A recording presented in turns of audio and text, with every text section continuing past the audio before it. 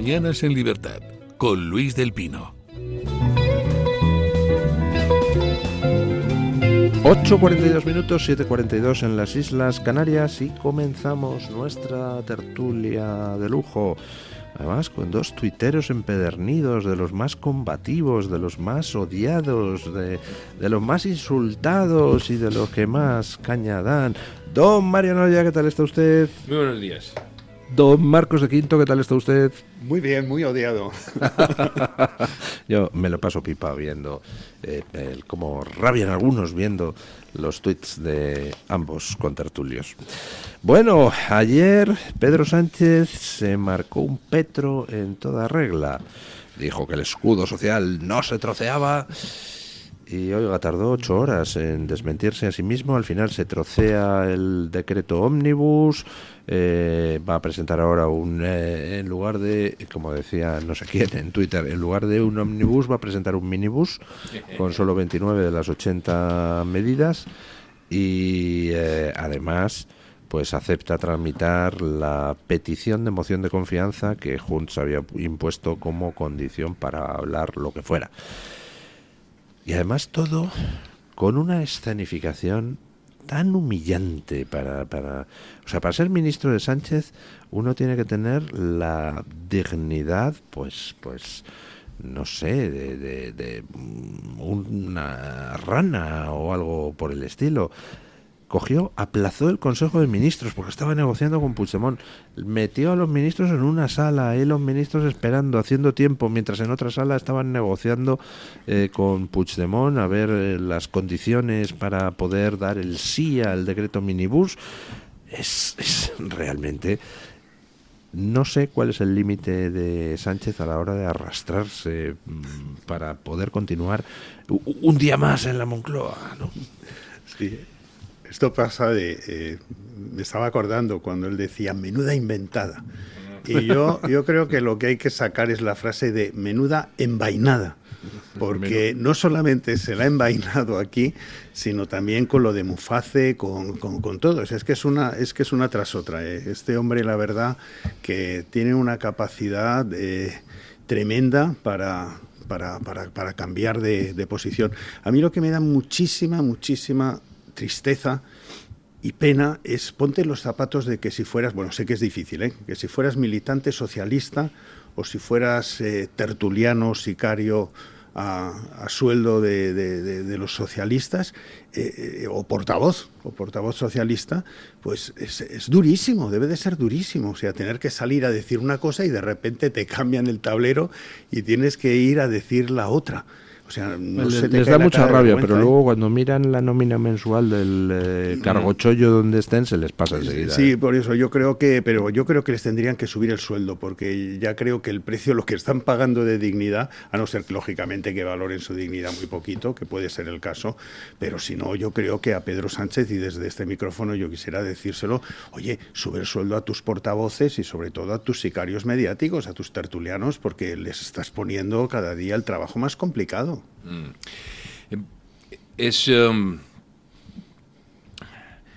Vamos a ver, aquí tenemos un problema también de valoraciones, ¿no? Si tú eres Marilón, la novia del batallón, conceptos como la honra, pues los tienes en muy poca estima. Y Pedro Sánchez, evidentemente, valora mucho más estar en el poder que pasar por un hombre honrado. Y si el reproche que se le puede hacer a un tipo al que le da igual la honra es que da vergüenza, vamos a perder. Claramente, porque él te está demostrando que a él... Pues, es más, no se aprecia bien la psique del individuo, porque él está por encima de la honradez. Por eso a él le da igual arrastrar. Lo que tú consideras arrastrarse, a él le da igual. Otra cosa son los que hacen los papelones, claro. O no te quiero ni contar los peores de todos, a veces dan ternura Mario, porque son los que no cobran. Evidentemente, si ponemos el dedo en la llaga de la humillación que sufrió ayer Sánchez, no es para convencer a Sánchez ni que reflexione, es porque algunos de sus votantes, pocos o muchos, pues hombre, se sentirán humillados por cuenta de Sánchez, ¿no? ¿Sabe qué sucede, don Luis? Por otro lado, que cuando eres objeto de una humillación refleja o especular, etcétera, lo que haces además es alinearte mucho más con el actual estado de cosas, precisamente para que no tengas que salir a decir vaya papelón.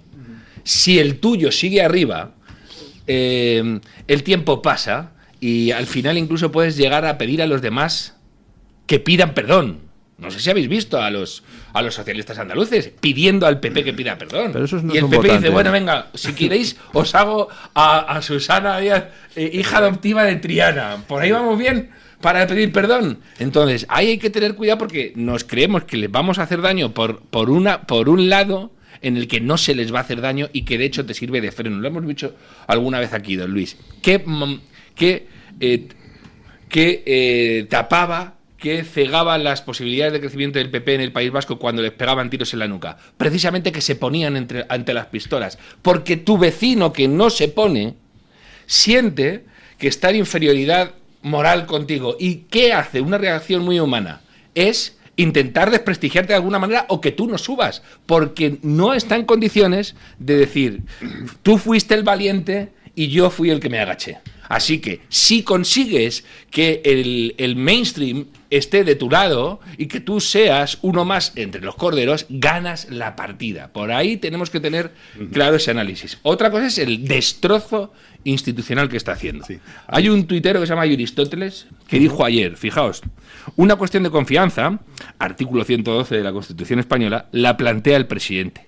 Es una anomalía constitucional que se pacte con el legislativo, y más si se condiciona a la aprobación de un real decreto que parece inconstitucional. No hay urgente necesidad. Estamos normalizando barbaridades. Aquí está la madre del cordero. Sí, pero vamos a ver, una moción de confianza la tiene que presentar el presidente del gobierno. Eso lo sabe todo el mundo. Lo que está diciendo Junts es una PNL donde se le insta a que la presente, que es otra cosa distinta. Eso es perfectamente constitucional. Y eso es totalmente constitucional. Entonces, lo que utiliza, que yo creo que es un truco Junts, es decir, vamos a votar una PNL en la que se le inste a que él lo haga. Esa PNL, de hecho, prácticamente lo que pasa es hacer realmente la moción de confianza en sí misma. Porque se está haciendo, entonces se están convirtiendo una PNL, por decirlo así, es un truco, casi en una moción de confianza. Yo lo que veo de todo esto es la situación tan complicada en la que meten al PP, se mete el PP y se mete solito. Es decir, yo creo que Vox tiene una posición de decir, yo no voy a votar absolutamente nada que vote el PSOE. Entonces lo tiene claro, es una posición sencilla. Sin embargo, en estos momentos, en este nuevo decreto de estos 29 puntos, que ha pasado de 84 a 29, en este nuevo decreto hay una cosa muy interesante. Para contentar a Sumar, tuvieron que meter, porque creo que Junts no estaba por la labor, meter en este nuevo decreto el tema de la ocupación, el tema de defensa de alguna manera de los que ocupaban.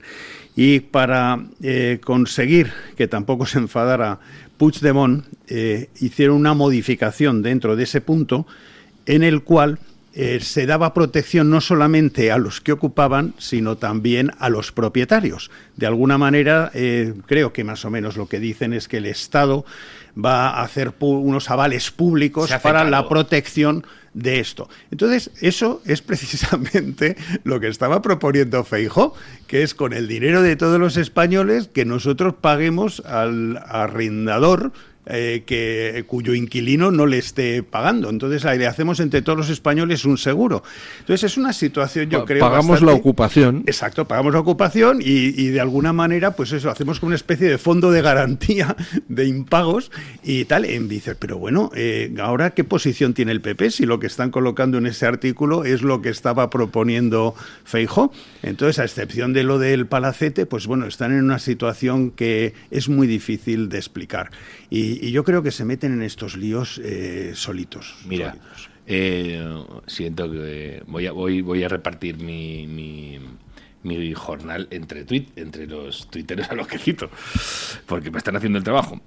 Un tal Fillmore Mellows, que es muy recomendable, es un título muy recomendable, escribió anoche: nos levantamos mañana con la posibilidad de ir a trabajar para pagarle el metro a un treintañero con los puntos suspensivos negros El alquiler a un marroquí en paro con 3 hijos y el pienso del gato a Mari Carmen. Punto España, punto final.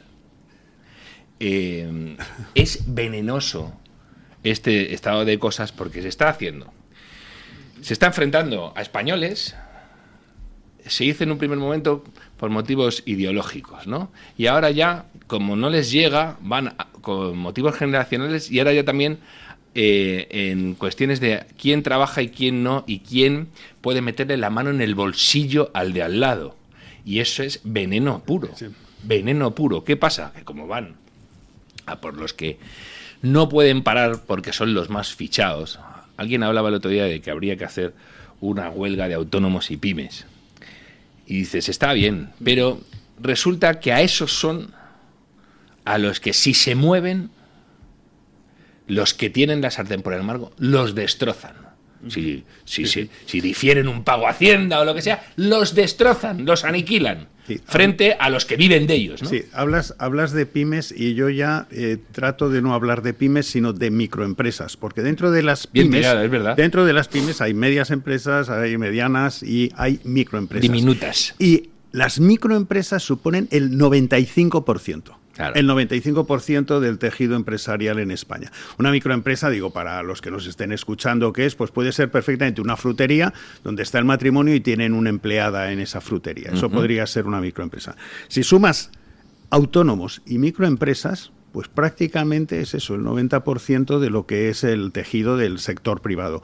Y el sector privado, que pues en estos momentos suponen como, pongamos, aproximadamente 13 millones de personas, están sosteniendo básicamente a otros 13 millones de personas, que son los funcionarios, los enchufados, los parados, los jubilados, etcétera, etcétera, que suman una cantidad más o menos similar.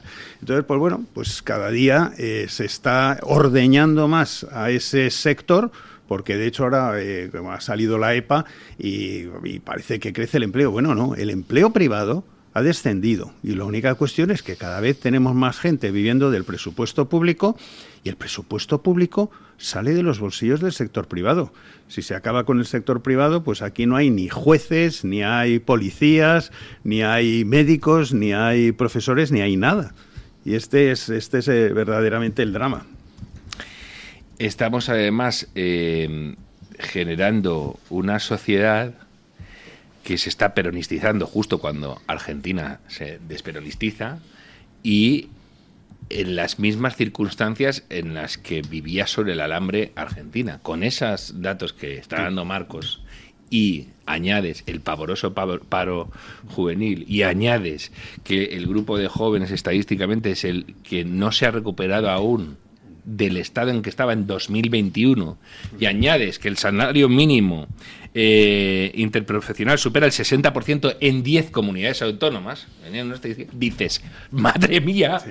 Que estos mismos que nos están diciendo que vamos como un tiro y que luego tienen que legislar porque sale la gente diciendo que no me puedo pagar la letra del coche, la de la casa, el abono transportes, dices, bueno, pues veremos a ver cómo nos vamos a apañar, porque no hay manera de sacar esto adelante. No hay manera. Sí, estamos viviendo un atraco. Hay una manera, que es lo de Trump. Llegar con la motosierra, con la fumigadora y cortarlo todo, absolutamente, todo el gasto improductivo. Todo, efectivamente. Y bueno, y lo de Milei también, es decir, que en algunas regiones de repente incluso el gasto que hay en estos momentos a gente dependiente, dice, oye, vamos a revisar quiénes están dados de baja, quiénes están cobrando por invalidez, y luego te enteras que creo que en una ciudad pues de unos 5.000 personas que estaban apuntadas, pues realmente solamente validaban unas 300.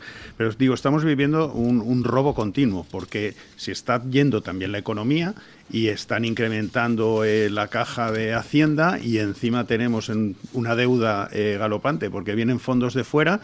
Dices, oye, se está esquilmando al sector privado, porque ¿dónde está yendo el dinero? nuestro compañero Pablo Cambronero pues está ahí señalando todas estas dávidas que se están dando a otros países, a asociaciones rarísimas en Honduras o en Guatemala o en África, que llega uno a sospechar, oiga, ¿y por qué se da dinero a ese tipo de asociaciones? ¿No será que a lo mejor luego esas asociaciones a su vez parte de ese dinero lo mandan a algunas cuentas en otros sitios? Porque esto es extrañísimo. En fin, lo curioso, que es lo que yo creo que ha cambiado aquí en España, es que tú antes, hace tiempo, pues oye, le pillabas a alguien con la mano en la caja, le pillabas a alguien robando o llevándose el dinero, y lo primero es que esa persona se avergonzaba y bueno, y huía y salía corriendo o dimitía, ¿eh? En estos momentos tú le pillas a alguien infraganti y dices, sí, ¿qué pasa?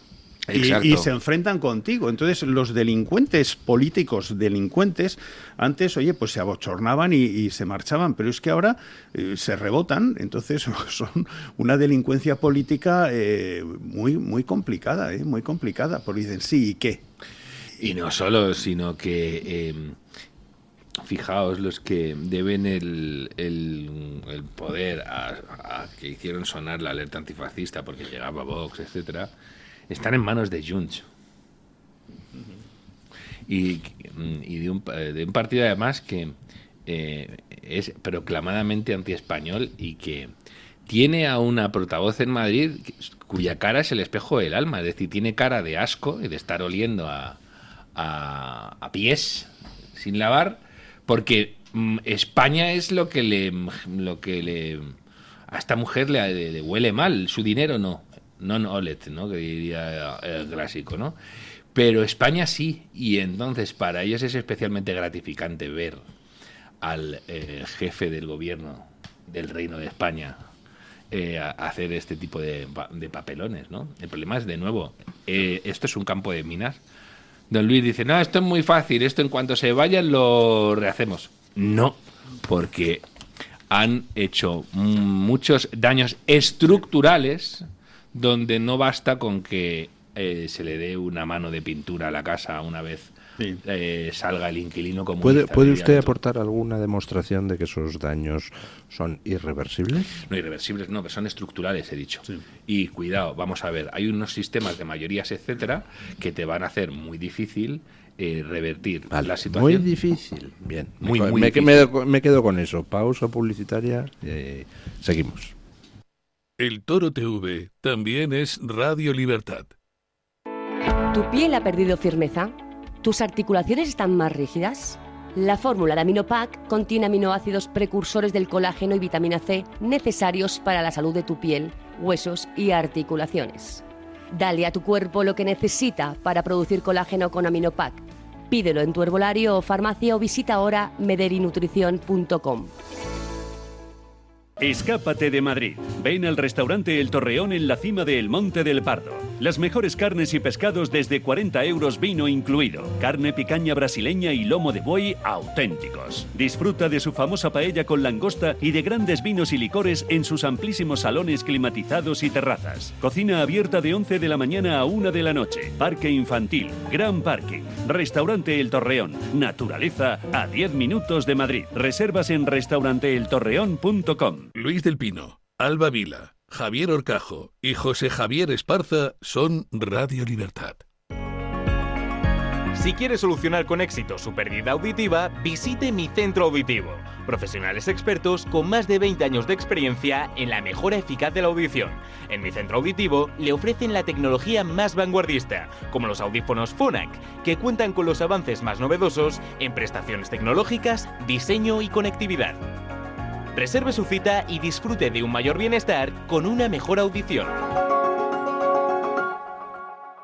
Hospital Psiquiátrico San Francisco de Asís y Comunidad Terapéutica San Antonio. Infórmese en el 952 20 14 64 de Málaga o en www.hospitalsanfrancisco.com.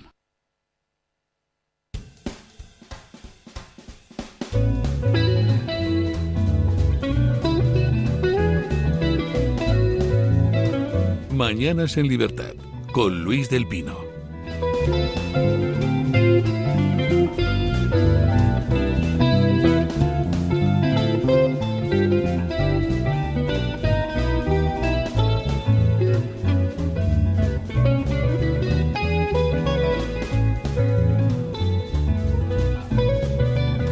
Bueno, se ha incorporado a nuestra tertulia doña Rocío de Mer, diputada nacional de Vox por Almería. Doña Rocío de Mer, bueno, pues es uno de los diputados más activos en todo el tema de inmigración, que podemos hablar del tema de inmigración en esta tertulia, pero hoy la convocamos para hablar pues de otro tema. Una iniciativa que ha presentado el grupo parlamentario de Vox con un plan para fomentar la natalidad con el fin de revertir el suicidio demográfico de España, que la verdad es que los datos son espeluznantes. No es exclusivo el problema de España, todo Occidente está en una situación terrible, pero bueno, a nosotros nos preocupa España, ¿no? Y bueno, pues quizá nos puede usted explicar, doña Rocío, buenos días, por qué este plan ahora y qué se pretende conseguir con él. Bueno, en primer lugar, encantada de estar aquí en Mañanas en Libertad, sobre todo contigo, don Luis. Y bueno, es verdad que yo creo que es uno de los temas que muy pocas veces está en la agenda política, pero sin embargo creo que es fundamental, porque es el suicidio demográfico al que está abocado Occidente, ¿no? Y muy fundamentalmente España. Veíamos el otro día un artículo muy valiente en ABC, que por cierto ahora se ha restringido a las suscripciones, y un mapa en el que se podía ver prácticamente la densidad de inmigración en cada barrio, que ahora sospechosamente no hay acceso en la web a este mapa que publicó ABC el otro día. Y bueno, pero sí ponen en evidencia pues una de las cuestiones fundamentales que están afectando a nuestro país, insisto, de las que tampoco se habla, ¿no? Y es que en nuestro país desde el año 2018, desde que, por poner alguna referencia, ¿no?, desde que Sánchez llega a la Moncloa, ha perdido 1,2 millones de españoles autóctonos. 1,2 millones de españoles autóctonos. Y sin embargo ha ganado 3,3 millones de personas que han nacido en el extranjero, ¿no? Es decir, el saldo, evidentemente, como decía el otro día la nueva vicepresidenta, la que sustituye a Teresa Rivera, decía el otro día en una interpelación parlamentaria, bueno, pues que el saldo era positivo, que la población en España había crecido, por lo tanto no había ningún problema. Pero claro, ¿qué España estamos construyendo? Una España en la que hay cada vez menos españoles, una España en la que en el año 2018 un 13% de la población era extranjera y ahora estamos en más de un 20% prácticamente. Casi 1 de cada 4 ciudadanos que hay en España es de origen extranjero, amén de la cuestión de las regularizaciones de las que se ha hablado también en los últimos meses. Es decir, hay una pregunta fundamental que es hacia dónde vamos, la amenaza que supone también no solo para el riesgo de alguna manera de prosperidad económica al que siempre va ligado la demografía, sino al mismo tiempo pues la pérdida de cultura, la pérdida de identidad en nuestro propio país, ¿no?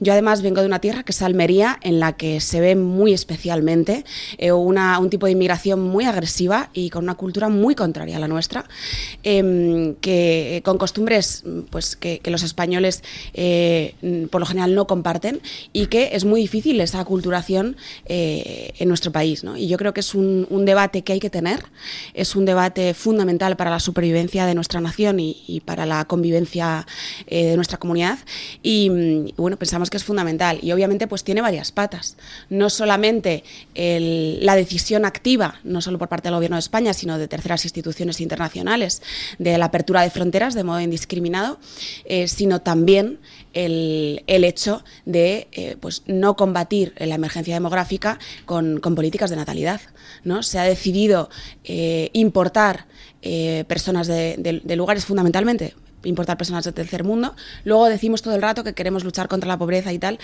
No sé cuál es el plan de luchar contra la pobreza, si los planes del señor Escrivá eran para el año 2050 traer aquí a 7 millones de personas sin recursos, ¿no? Probablemente la pobreza aumente en 7 millones de personas, ¿no? Y esto evidentemente pues también tendrá un impacto económico muy fuerte y desde luego es la vía contraria a luchar contra la pobreza, ¿no? Pero no solo eso, sino que, insisto, creo que las medidas tenían que ir a luchar contra pues la falta de natalidad que hay en nuestro país. Y al final, esas son preguntas muy esenciales, ¿no? Como ¿quién se puede permitir tener un hijo hoy en día? Claro. ¿No? Hablamos de cuestiones como la precariedad. Hemos conocido hace poco, además, la última encuesta del EPA. Hemos visto cómo aumenta la precariedad.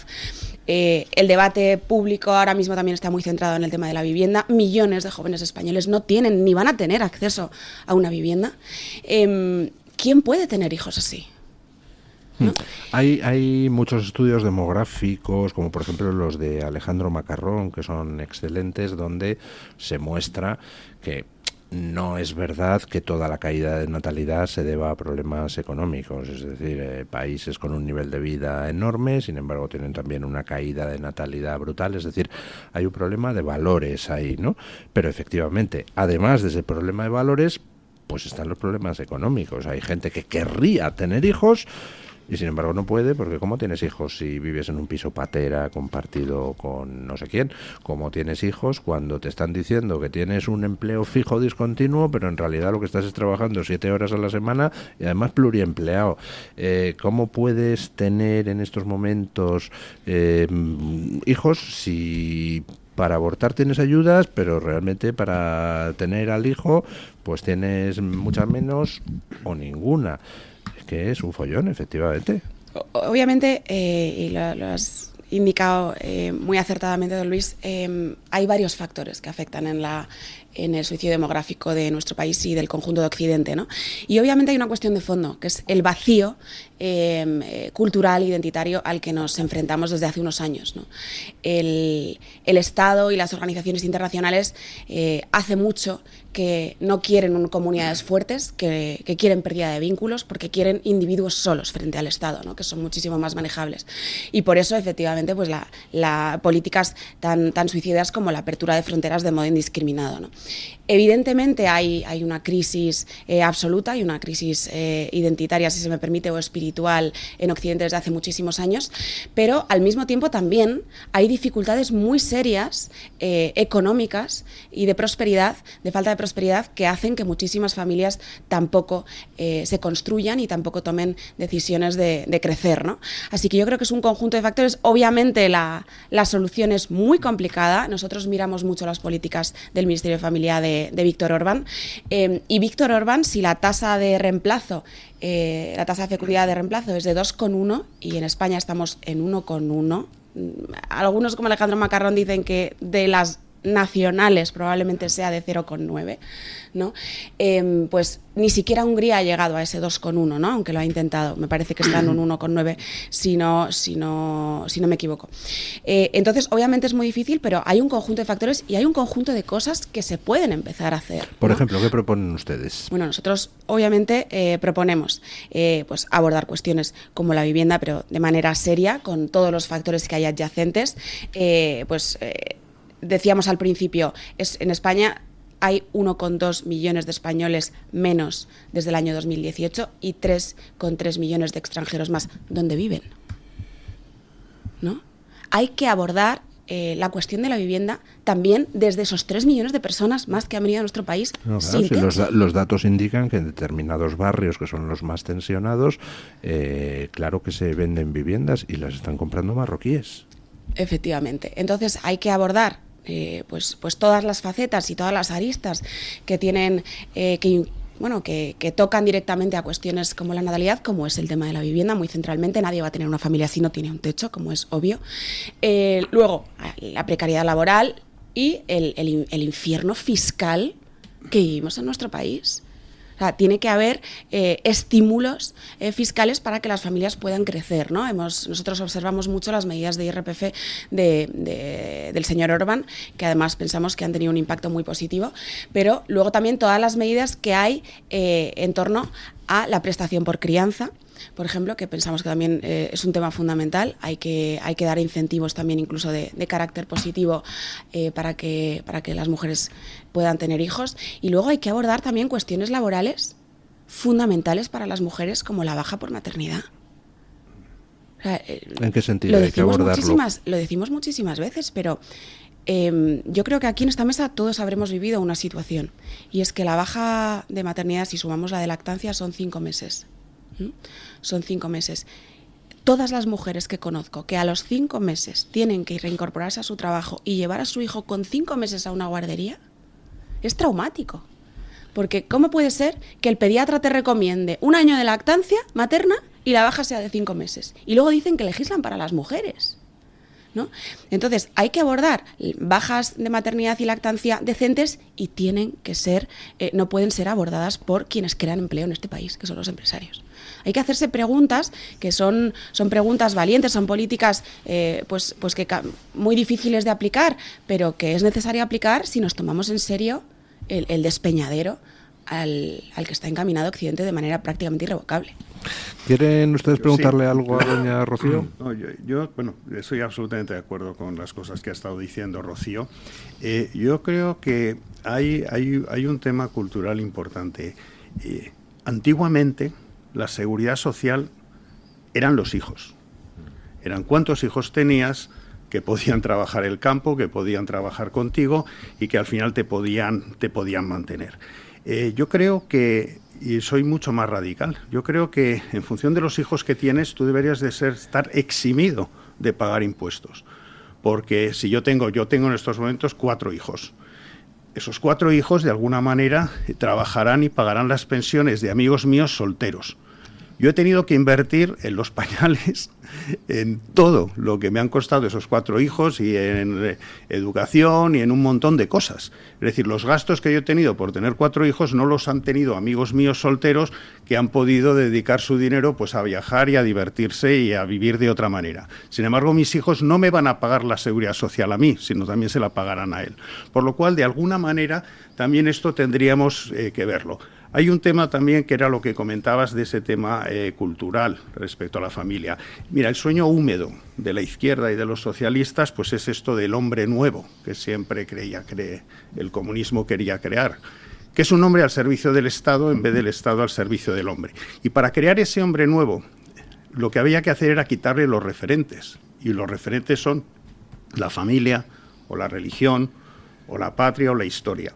Luego, de hecho, yo creo que nosotros lo que deberíamos es eso, estar primero concienciando a la gente y facilitando, sobre todo desde el punto de vista económico, que tener hijos, que te eximan impuestos, etcétera, y por otro lado, ver, lógicamente, qué inmigración queremos. Yo en este sentido, los países hispanoamericanos para mí me parecen que son todos españoles, porque de hecho hace pocos siglos eran españoles, pertenecían a la Nueva España y tenían todos los derechos como españoles más. Luego para mí prácticamente ellos no serían inmigración.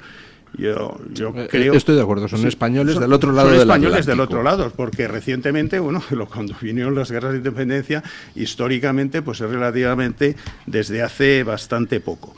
Lo que es curioso es que aquí lo que quiere el gobierno es una inmigración pobre. Quiere que inmigren aquí pobres. Y, lógicamente, si viene aquí gente, profesionales, o gente que se quiere comprar una casa, que ahora aparentemente, si eres extracomunitario, te van a poner dificultades para poderte instalar aquí, y dices, ¿pero qué prefieres? ¿No prefieres que venga un inglés que es extracomunitario y se compre un chaletito o en Almería o en Málaga o en cualquier sitio y se deje el dinero en restaurantes y en tiendas en España? A esos no los quieres, pero sí quieres los que te vienen en patera, que encima les tenemos que pagar el hotel de 5 estrellas, darles las ayudas por vivienda. ¿Es esa la inmigración que tú quieres? Y te estás cargando lo que pueden ser profesionales o gente que venga aquí y que encima se compre la casa, que no es que necesiten subsidios, sino todo lo contrario, que aportan aquí su dinero. Eso es lo que es realmente pues una vergüenza. Entonces, lo que es irreversible, porque antes fuera de micrófono estábamos comentando temas de qué es reversible y qué no es irreversible, y ahí Jorge Tamargo hizo una exposición una vez en Pie en Pared muy interesante. Lo que es irreversible es cuando culturalmente cambias un país. Y si nosotros seguimos con los datos de la inmigración que estaba comentando Rocío, pues bueno, lo que es irreversible es que a lo mejor dentro de 20 años en España ya no se puede comer jamón. Eso sería. Y estamos viendo lo que está sucediendo en otros países de Europa.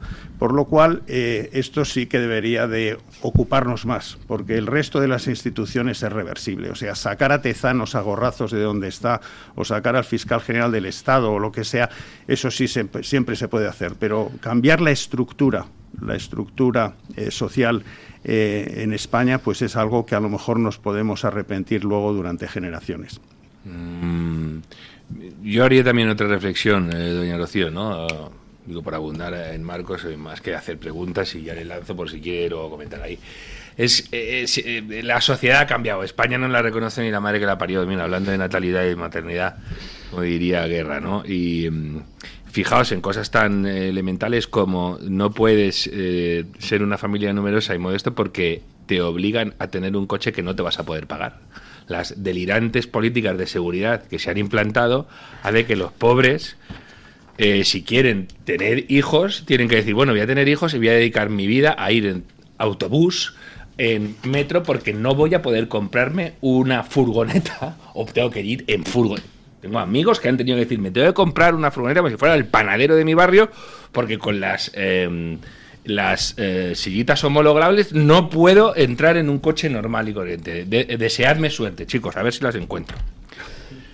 Luego, el Estado se ha pasado de que las familias sean la base de la sociedad a que sea el Estado, y el Estado además ha incentivado que tú puedas desarrollar familias sin familia, modelos de madres solteras, etcétera, porque te han financiado que hagas eso. No necesitas, sobre todo al padre, no necesitas, chicos, tranquilos, aquí vengo yo con el cheque.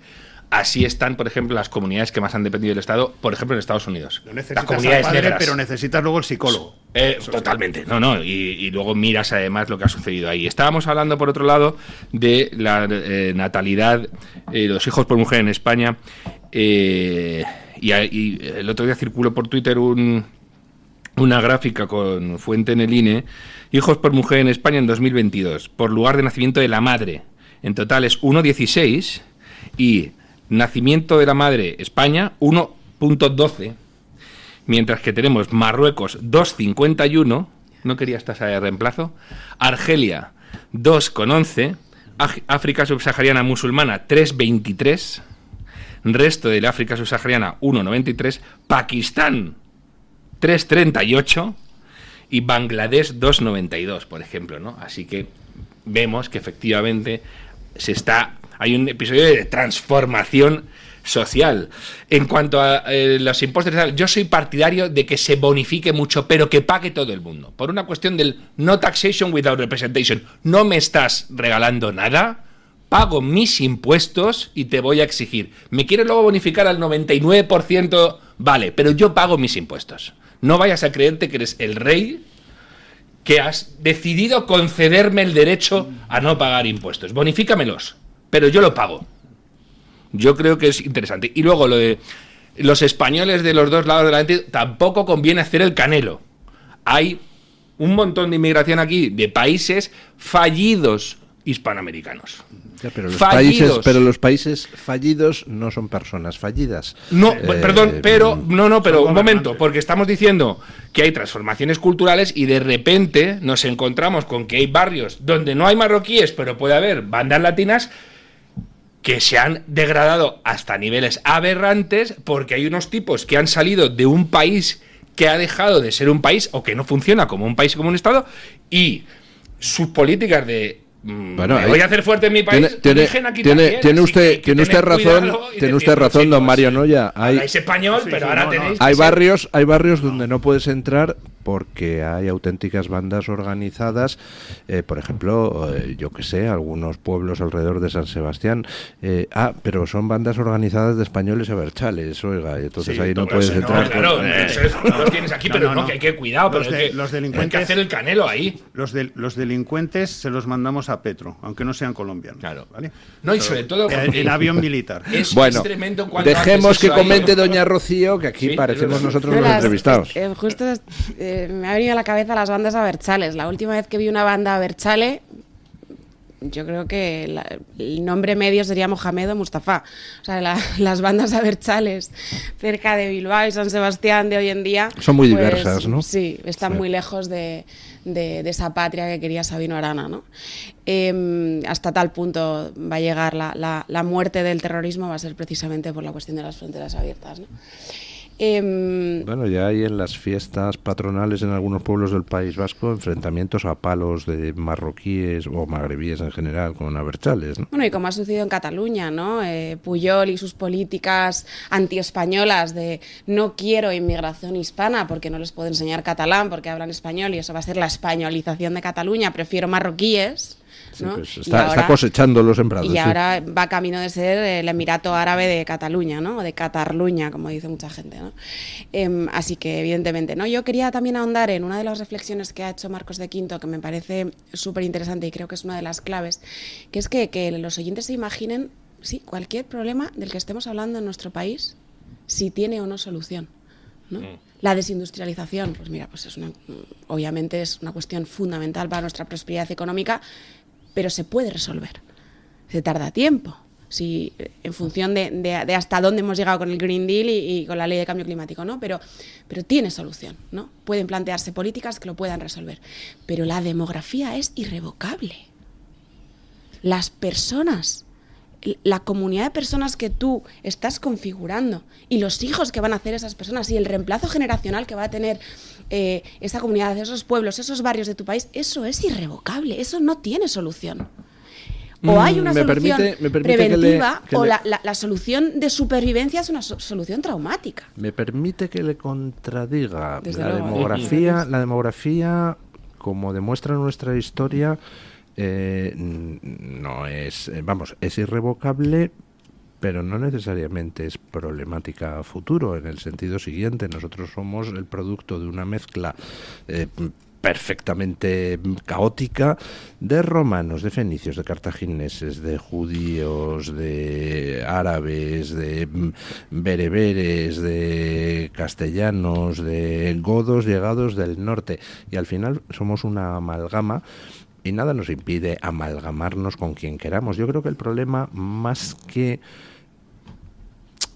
genético, es cultural, ¿no? Es decir, lo terrible es que se están imponiendo, pues como usted decía, usos culturales, por ejemplo, que reducen a la mujer, la dignidad de la mujer. Y además se está haciendo con la complicidad de toda la progresía. Pero vámonos a la historia de España, ¿no? ¿No? En la que evidentemente ha habido durante muchísimos siglos muchísimas variaciones, incluso de tinte demográfico, ¿no? Pero sí es verdad que a mí, con todo mi cariño, don Luis, pero el concepto de somos una amalgama tiene el peligro de no somos nada, ¿no? Y sin embargo, hay invasiones, como podemos ver la islámica, que ha sido rechazada en la historia de nuestro país por incompatible. El único en el mundo. Y también ha forjado nuestra identidad el hecho de rechazar lo incompatible. Somos el único país del mundo que se quitó el islamismo de encima, porque todo lo demás donde ha estado el Islam no ha tenido reversión.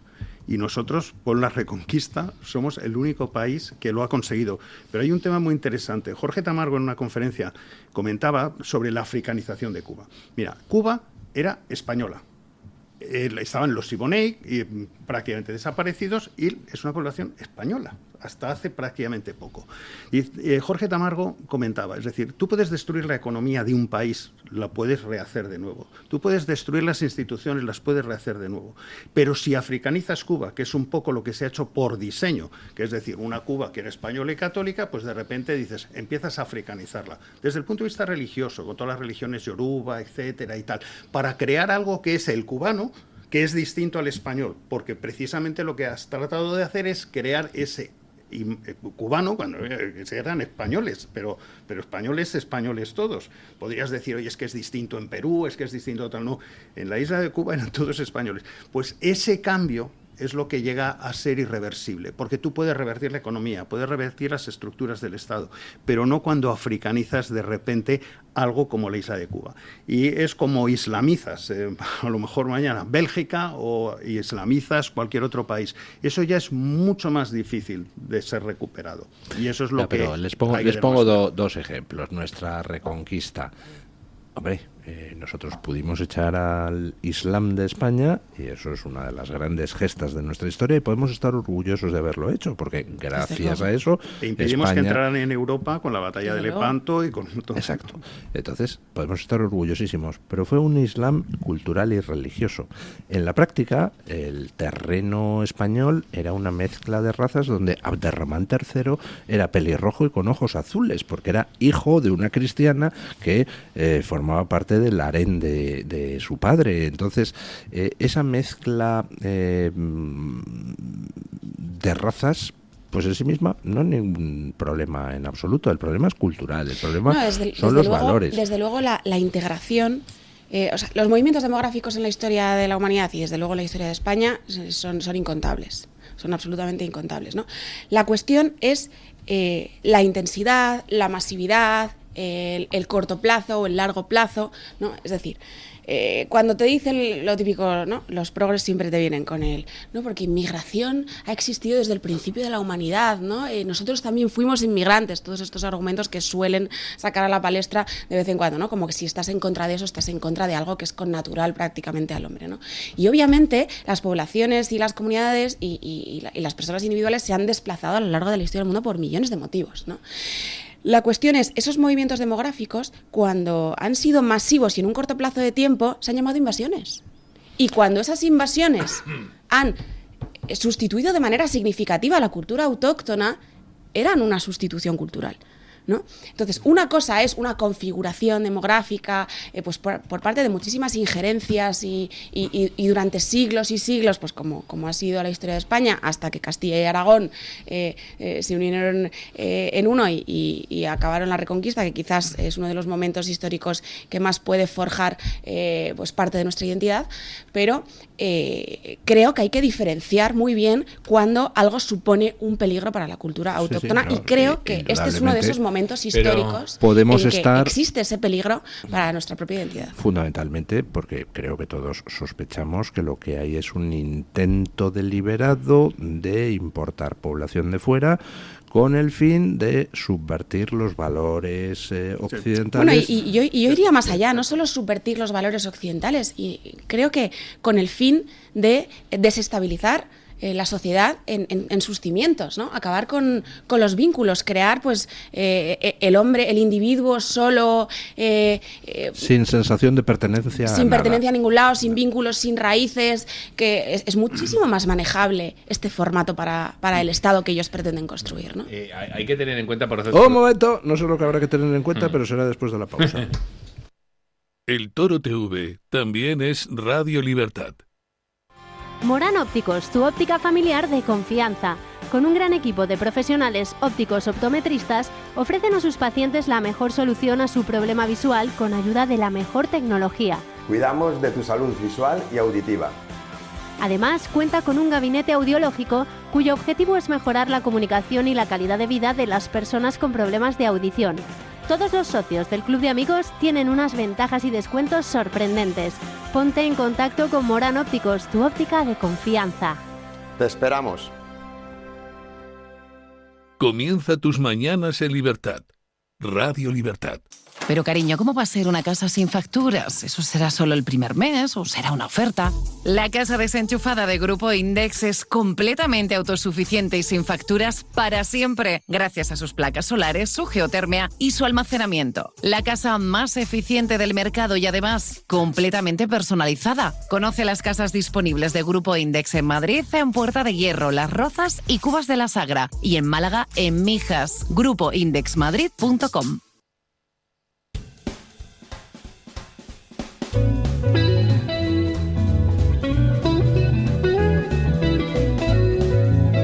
Mañanas en Libertad, con Luis del Pino.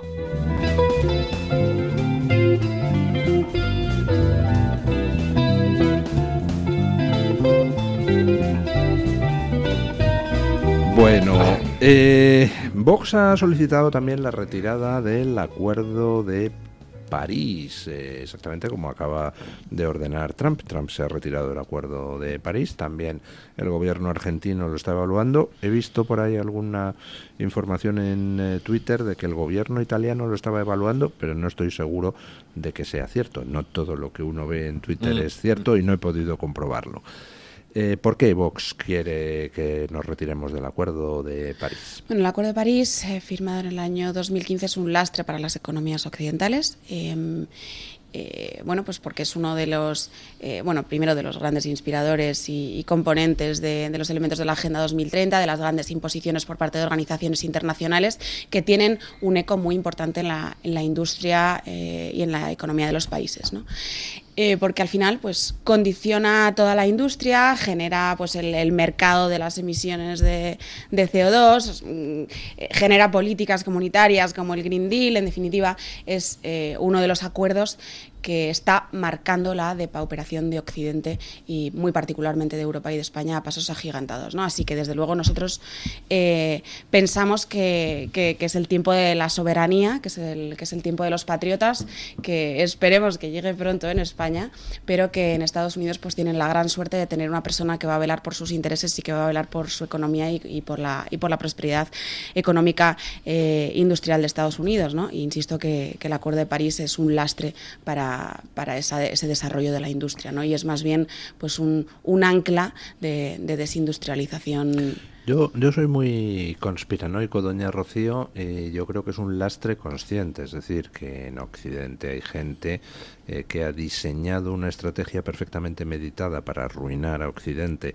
por ejemplo, con la excusa climática, y que esa gente, pues los hay de tres tipos. Uno, los que simplemente pues buscan pasta. Dos, los que trabajan por motivo ideológico, porque en realidad les gustaría que Occidente no fuera Occidente, sino una dictadura estilo chino o ruso. Y luego, tres, pues algunos tontos útiles de los que siempre llevan como compañeros de viaje, los que están comprometidos ideológicamente, o los golfos que cobran pasta por arruinar a Occidente.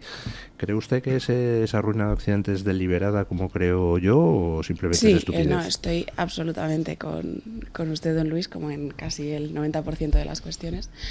Y en este caso, desde luego, yo creo que es deliberada, que hay muchísimos ganadores y bueno, como en tantas otras cuestiones, ¿no? Que afectan a España, ¿no? Podemos irnos incluso al sector primario. Hay gente muy interesada en que el sector primario en España pues no sea viable, ¿no? Y son particularmente pues aquellas personas que están muy interesadas en que ese sector primario sea viable en países terceros en los que ellos se enriquecen mucho, ¿no? ¿Quién firma los acuerdos comerciales de España, ¿no? Porque es una soberanía cedida por parte de España, ¿no? ¿Usted sospecha que hay gente, en fin, con algún negociete en Marruecos y que por eso le gusta fomentar que los marroquíes puedan vender aquí sus productos que no pueden producir nuestros productores porque no les dejan? Hombre, desde luego. Hay gente, los acuerdos comerciales, desde el momento en el que España no es libre de decidirlos, cuando alguien cede una soberanía la decide otro, y ese otro puede decidirlo en función del interés de tu nación o puede decidirlo en función de su propio interés. Y yo creo que el ámbito de la Unión Europea es casi un ejemplo matemático de cómo hay muchos lobbies y burócratas en los despachos de Bruselas que deciden cosas ¿Qué pasó con el Morocco Gate? Los eurodiputados socialistas que estaban a sueldo de Marruecos y de Qatar, aquello ya quedó como en el olvido, ¿no? Bueno, como todas las tramas de corrupción socialista, ¿no? Parecen ceteris paribus, ¿no? Es una cosa a la que incluso hay inmunidad, la gente es inmune, ¿no? Está vacunada 7 veces contra las tramas de corrupción socialistas, ¿no? Que no son nacionales solamente, sino obviamente internacionales. ¿Has visto las lanchas rápidas subiendo por el Guadalquivir? Las policía del siglo XXI han colocado ahora un vídeo ahí en Twitter y dices, bueno, es que ya la impunidad total. Pero el gobierno de Sánchez va a poner fin a eso y de hecho está estudiando con Marruecos hacer un túnel bajo el estrecho para que no tengan que venir en lancha, sino que puedan venir en camión. Para que lo tengan mucho más cómodo. A lo mejor les meten el Falcon y ya está. Bueno, y ayer vimos la reunión, ¿no? De alto nivel de la cúpula de la policía con el jefe de los servicios de información marroquíes. Servicios secretos. Hay cuestiones que están muy vinculadas aquí, ¿no? Hay modelos de sociedad que son muy despóticos, ¿no? para tener amarrada la sociedad. Y luego es curioso porque a los partidos o movimientos que se considera populistas, los partidos considerados populistas son los que están combatiendo ese tipo de cuestiones, que sería todo lo contrario, porque el populismo ha ido siempre de la mano, no en Estados Unidos, de la mano de una hiperextensión del Estado, y aquí es lo contrario, los populistas son los que le dicen al Estado: sal de ahí, deja que se realice la sociedad. Cuando dicen ¿es suicidio o no?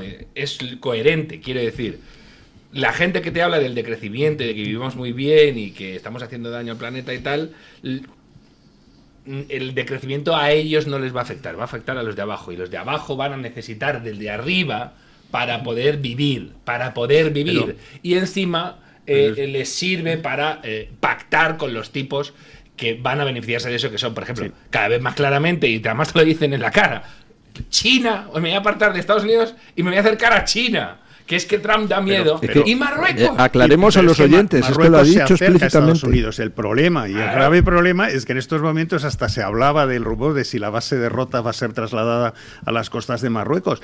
Y de si Marruecos en estos momentos, o sea, siempre ha habido cierta rivalidad. Ha habido momentos en que, lógicamente, nosotros éramos el preferido de Estados Unidos, pero en estos momentos, cuando estamos de alguna manera existiendo una competencia respecto a quién es el aliado preferencial con Estados Unidos, nosotros no solamente no corremos en esa competición, sino todo lo contrario, nos metemos gol en propia puerta. Ahí está González Pons diciendo las majaderías que ha comentado y todo este tipo de cosas. O sea, estamos compitiendo contra Marruecos metiéndonos goles en propia puerta. Esto es alucinante, y no solamente el Partido Socialista, es también el Partido Popular. Directamente favoreciendo a Marruecos. O sea, no, ni siquiera compitiendo. Yo creo que ni siquiera hay un esfuerzo por competir, ¿no? Y en el puerto de Algeciras es uno de los ejemplos clarísimos. ¿No? Como un lugar tan estratégico no solo para España, para Europa, para Occidente en general, como es el puerto de Algeciras, y como una de las mayores empresas que operaban en el puerto de Algeciras se ha desplazado se ha desplazado precisamente a la costa del frente. Pero además, ¿sabéis qué implica este tipo de cuestiones? Que me corrija cualquier especialista si me equivoco. Un carguero que descargue en Tánger no va a pasar los mecanismos de inspección que pasa el mismo carguero enfrente, pero le vale. Entonces dice: voy a descargar aquí la mercancía y la llevo a Europa. Es que lo delirante es eso, que lo que hacen es saltarse un control. Saltarse un control, porque si tú dijeras, bueno, les va a dar igual, van a descargar aquí porque no les voy a dejar meter esa mercancía, pues dirías, bueno, pues ya está. No, te están diciendo que para entrar con menos vigilancia en tu territorio, encima van a empobrecer tu territorio. Es todo como muy loco, igual que en Andalucía ves a agricultores que dicen: me están haciendo quitar olivos. Pero ese es el eslogan. Financias poner olivos en Marruecos, es de loco. Ese es el eslogan de la Comunidad Europea y de España, es Europe Last. No, lo contrario de America First y Spain Last. Exactamente, esa es la estrategia. Pero ves además que es una estrategia que funciona. Es decir, de nuevo, que no, el que lo ha hecho no es imbécil. El que lo ha hecho no es que no se haya dado cuenta. El que lo ha hecho... Lo hace a conciencia. Y obtiene beneficios inmediatos. Y luego, si tú, de nuevo, consideras que a tu país le va a ir bien, a ti te va a ir mejor si tu país está uncido a un yugo. Y tú eres el que maneja el arado, pues... Es que es todo ventajas para ellos. Si usted lo ha dicho antes, con todo este tema de ponernos en manos energéticamente de Putin, alimentariamente de China, etcétera, etcétera, ¿quién va a sufrir las consecuencias? La gente de abajo. Los de arriba les da igual tener el capital aquí, que tenerlo en Pekín, que tenerlo en Moscú, que tenerlo en Washington. Sí, esos efectivamente. No solo eso, sino incluso en detalles que luego te dicen: oye, no hagáis demagogia. ¿Cómo demagogia? Vamos a ver, tipo... Estás diciendo a un señor: oiga, usted no puede viajar, que se enfada Greta, en avión. Usted, que es pobre, se va en tren como hacía su abuelo y dé gracias de que le... Pero yo no. Y te lo hacen en la cara. O sea, cuando ves a Pedro Sánchez ir de Plaza de Castilla, un día de estos de Plaza de Castilla a Cibeles, va a coger un Falcon. Es una muestra Llevas clara 60 vueltas al mundo, yo creo, sí, ¿no? de que de verdad lo que quieren es que haya una división social entre ellos y los demás. Lo que decía don Luis queda muy bien reflejado cuando se perdió Cuba. El ministro de la guerra estaba en Miami. El ministro de la guerra español estaba en Miami cuando estábamos en guerra con Estados Unidos y se perdió Cuba. Y dices, bueno, pues lógicamente les da igual. Esta gente tiene solucionadas sus cosas y vete a saber de en qué grupo de los 3 grupos que decías, si lo hacen por interés económico, lo hacen porque son idiotas. Yo el buenismo lo cambiaría para llamarle gilipollismo. Ay, perdón, que es horario infantil. Disculpa, don Luis. No, porque eso... Yo me pregunto, ¿a qué grupo pertenecerá González Pons? ¿A los que están a sueldo de China? ¿A los que simplemente son tontos? ¿Gazprom? O de Gazprom, claro. Yo creo que tiene un poquito el de hijo todo. de González Pons era apoderado de Gazprom, ¿no? Ah, vaya. Sí. Yo creo que un poquito de todo. A los que lo hacen por idiotez, a los que lo hacen por interés económico, yo creo que tiene un poquito de cada uno. Sí, tiene un poquito de apátrida. Ahí es verdad que hay que reparar en algo que ha dicho antes Rocío a cuenta de la irreversibilidad. Y es que hay... vamos a ver. Al político no se le puede exigir el cumplimiento de sus promesas. Eso es una cuestión alucinante que está pautada. No se le puede exigir el cumplimiento. Bueno, pues si no existe el mandato imperativo, dice la Constitución. Pero un momento. Si no se le puede exigir, entonces hay que acotarle extremadamente su margen de actuación. Oiga, yo no le puedo pedir que cumpla estrictamente lo que ha pedido. Vale, pues entonces tiene usted pautadísimo el momento. ¿Dónde puede entrar? Sí.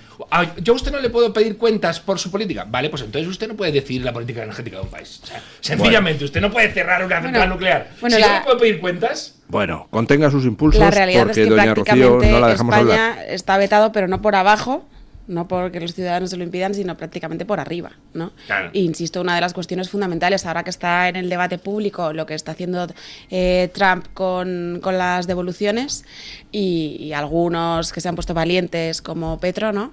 Y hemos visto cómo efectivamente pues luego las contramedidas, lo que siempre se han denominado contramedidas de carácter internacional, que son las medidas de presión, de diplomacia internacional para cumplir determinados objetivos, pues claro que funcionan, ¿no? Nosotros además propusimos medidas hace 5 años, si no me equivoco, una proposición de ley en el Congreso que bueno, yo tuve el honor de trabajar en ella, de contramedidas en las que pues lo que proponíamos eran cuestiones como precisamente si no se aceptaban las devoluciones y se paraba la sangría de pateras y cayucos por parte de los estados como Argelia, Marruecos o Mauritania, pues que se tenían que aplicar una serie de contramedidas como la suspensión de visados, las políticas arancelarias, el fin de los favores comerciales, etc. ¿Cuál es el problema? Que en realidad España, soberanamente, con la ley en la mano, no puede decidir sobre su política comercial, porque es una competencia que ha cedido a altas instituciones. Entonces, ni siquiera España eventualmente sería libre de decidir sobre aspectos comerciales tan elementales como qué aranceles ponemos o no con Marruecos. Pero podría influir en esas autoridades, porque España es un país supuestamente de peso, para que se hiciera a nivel europeo. El problema es que no lo podemos hacer a nivel local y luego encima la influencia a nivel europeo es prácticamente cero. Las cuestiones de la irreversibilidad. Trump, una de las batallas es precisamente contra lo que se ha considerado irreversible. Y tiene un problemón, por ejemplo, uno de ellos, que lo hemos tocado antes, que es la inmigración. Trump lo que quiere es negar la inmigración por nacimiento. Y va a tener un problemón ahí con la Constitución. ¿Qué sucede?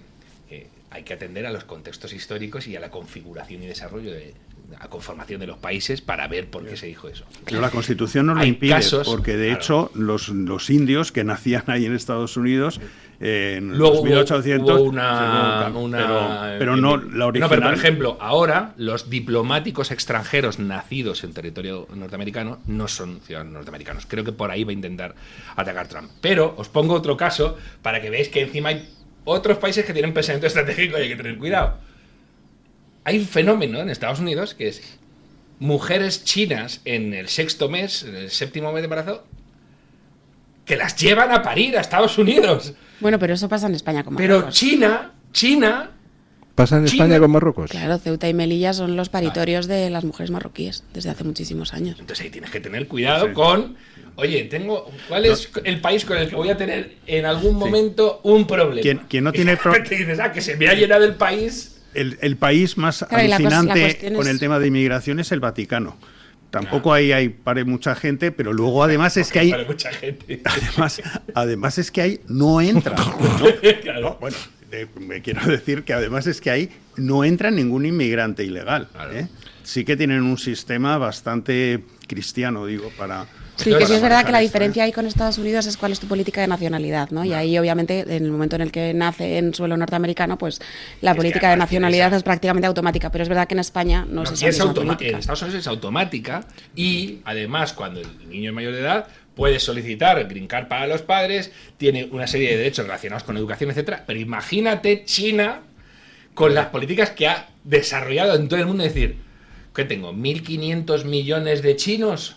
Vale, pues venga, vamos a ver si jugamos un poquito a mover el tablero. En África ha habido movimientos muy fuertes con China porque de repente dicen, bueno, y si mando ahí no solo capataces, sino trabajadores chinos, este país que además se está despoblando, y en Estados Unidos, si les meto una comunidad china, y de repente dices, qué delirios, hasta que ves y dices, ¿cómo que delirios? Chicos, ¿veis lo que hacen o no lo que hacen? Y lo que ha dicho Rocío con Marruecos... Permítame que querría saber la opinión de doña Rocío sobre un anuncio que traía ayer el BOE. Anuncio de licitación de la Dirección General de Política Interior. Objeto, suministro y distribución de sobres electorales y manuales de miembros de mesa y otros impresos electorales.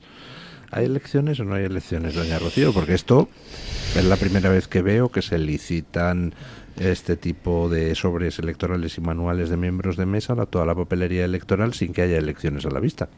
Bueno, pues yo... es verdad que soy muy mala agorera, la verdad, no suelo acertar. Yo en lo personal, ¿no? Pero luego, obviamente, esta pregunta creo que hay que hacerse a los dos grandes partidos, que son los que... bueno, los que negocian este tipo de cosas normalmente, ¿no? O sea que siento... Pero ¿qué le dice a usted el corazón? ¿Hay elecciones o no hay elecciones? Es que mi corazón me engaña en ese sentido, te lo prometo. Sí, yo creo... No, ojalá haya elecciones. ¿Usted ve a los diputados del PSOE y del PP en el Congreso nerviosos, tranquilos, relajados, histéricos? ¿Cómo les ve usted allí? ¿Cómo les veo?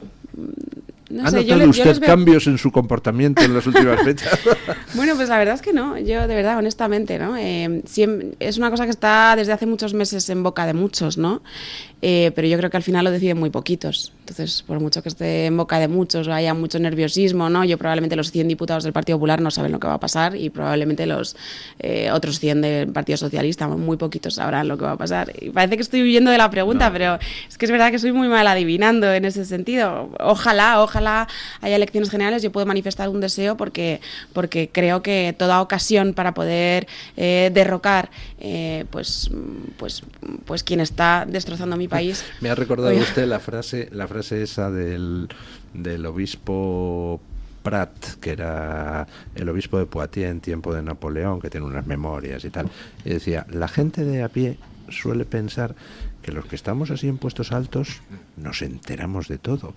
Dice, yo, en mi experiencia, creo que somos los que menos nos enteramos de lo que pasa. ¿Habéis visto la cara a Bolaños? ¿Habéis visto la cara a Bolaños cuando tiene que hacer los papelones que hace el ministro Cuerpo el otro día? Que menudo cuerpo se le debió de quedar cuando le hicieron hacer el ridículo de esa manera tan escandalosa. No lo sabe nadie. Hombre, el sentido común sí es verdad que nos dice, hombre, la situación que tiene el gobierno no sé hasta cuánto tiempo va a ser sostenible, ¿no? O sea, el desborde de la corrupción por todos lados, pues el sentido común nos dice no puede resistir tanto, pero la cosa es que la realidad le quita razón a ese sentido común, porque cada día pasan más cosas y más insospechadas y más increíbles, ¿no? Que casi no pudiéramos habernos imaginado a estas alturas de la legislatura que iban a suceder y sin vistas de cambiar, ¿no? En el PSOE han dicho reparto de sobres, ya empezó como los gallos, o sea, como los pavos, reparto de sobres, que no, electorales, vale.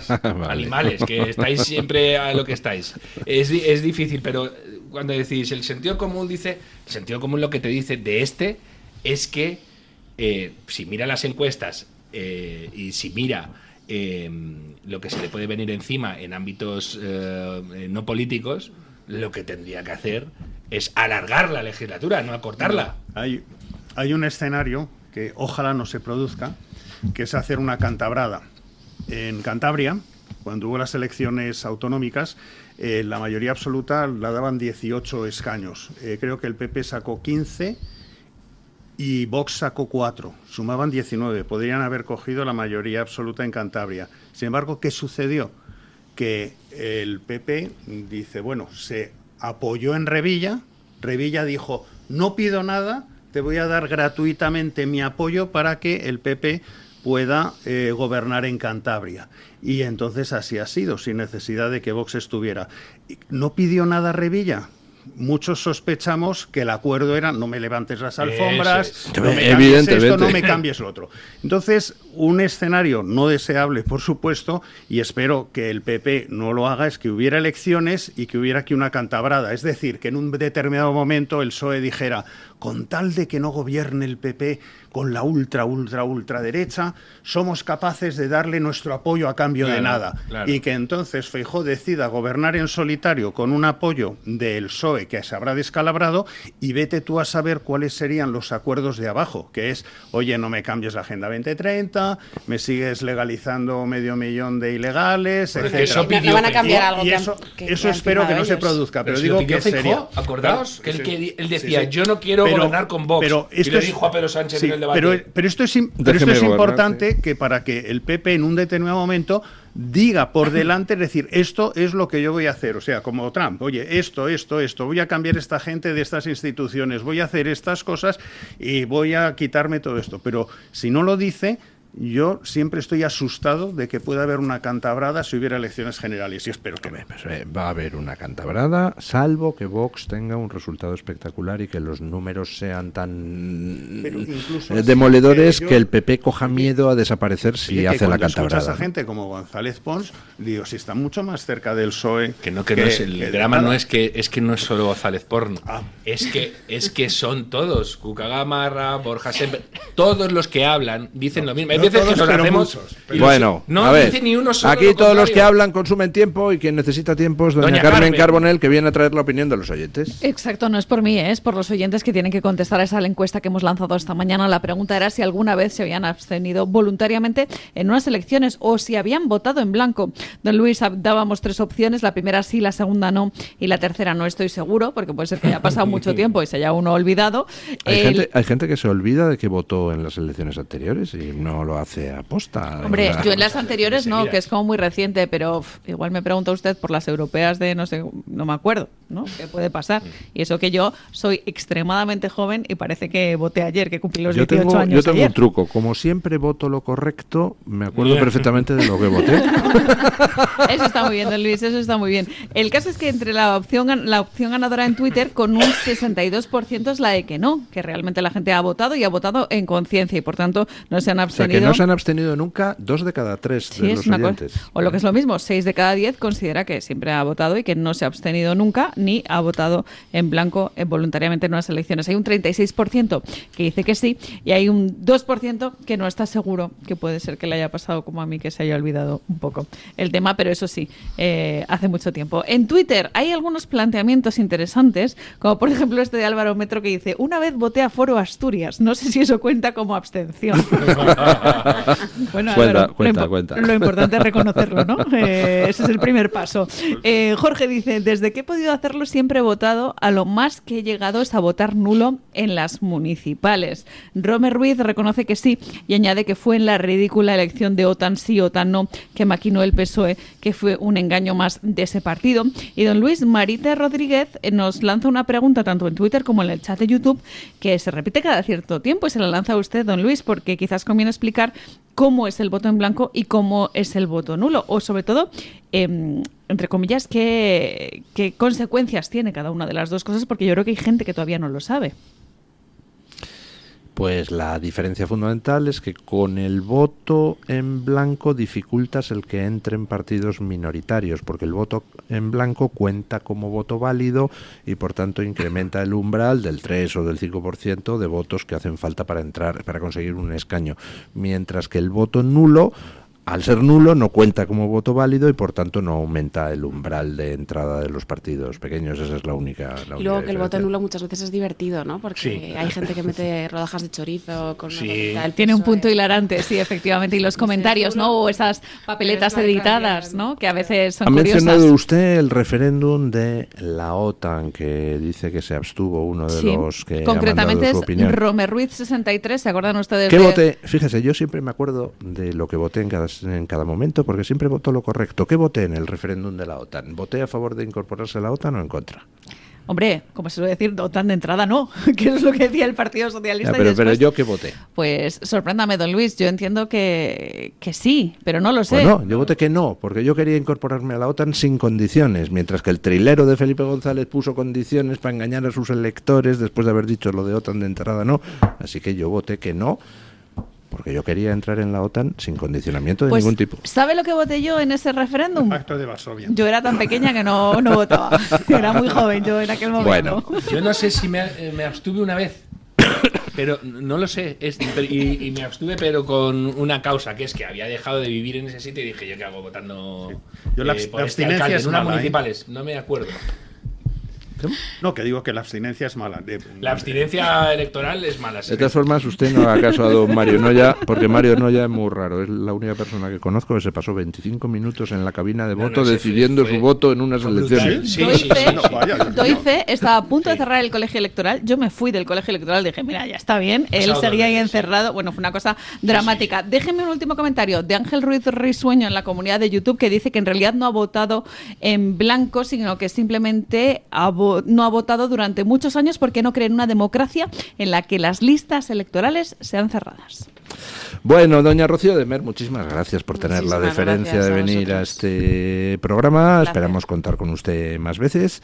Don Mario Noya, muchísimas A ver si puede hablar gracias. la siguiente. Sí, a ver si le dejamos hablar un poquito. Qué valor, qué Don valor. Marcos Quinto, muchísimas gracias. Gracias, doña Carmen, por traernos Un la placer, opinión de como los siempre. oyentes.